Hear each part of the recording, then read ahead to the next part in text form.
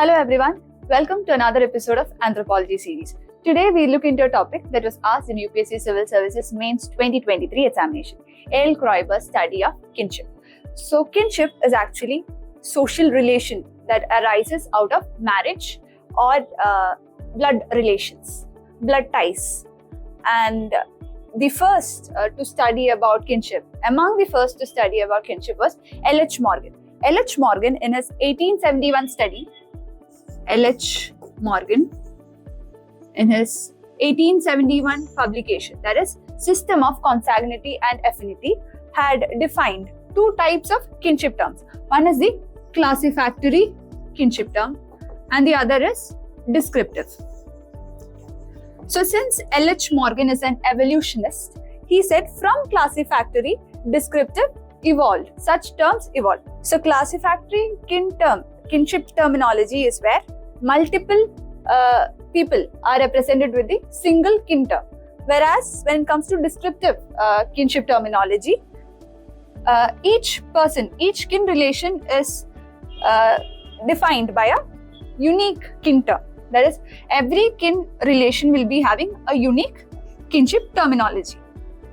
So this is classificatory and descriptive form of classification of kinship terminology classification. This is L.H. Morgan's method. So our A.L. Kroiber, this is A.L. Kroiber. In 1929, he wrote an essay. This essay was basically a critique about L.H. Morgan's system of classificatory and descriptive system. A.L. Kroiber suggested that this form of classification, that our kinship terminology evolved from a classificatory to a descriptive term, is baseless. That is what the essay is all about. Now, in the essay, A.L. Kroiber had created 8 categories. So the first criteria is affinity. Affinity means whether the kin relation is it consanguinal or affinal. Consanguinal means whether it arises from the blood relation, or affinal. Affinal means whether the relationship arises out of marriage ties. So first criteria is affinity. Second criteria is bifurcation.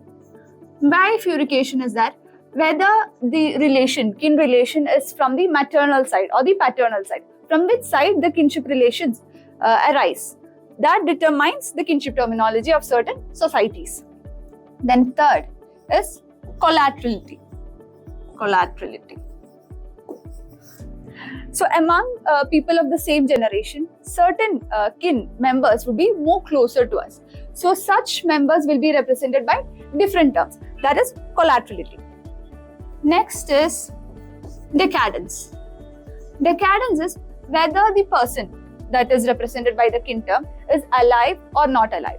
So if the person is alive, there will be a different kin term. If the person is dead, he'll have a different kin term. That is what is decadence. Then next is generation. People of different generation will have different kin terms. For example, there is a father and son. Both have a different kin term. Father is called father, son is called son. So that is the generation difference creates a different kin terminology. So the sixth is relative age. Within the same generation, there will be people having different ages. For example, Bhaiya is for elder brother and Bhai is for younger brother. Cheta in Malayalam and Aniya is the younger brother term. So based on relative age, kinship terminology will vary. So next is gender of the speaker. Here gender of the speaker and gender of the relative that is represented with the kin term can also affect the type of kin terms that we use to designate an individual. So for example, there is a society called Hadiya society. In this Hadiya society, the son and daughter call their father by different terms. Son calls their father by another name and daughter calls the father by another name. So these are the 7 criteria, including this relative gender of the relative. There are 8 criteria.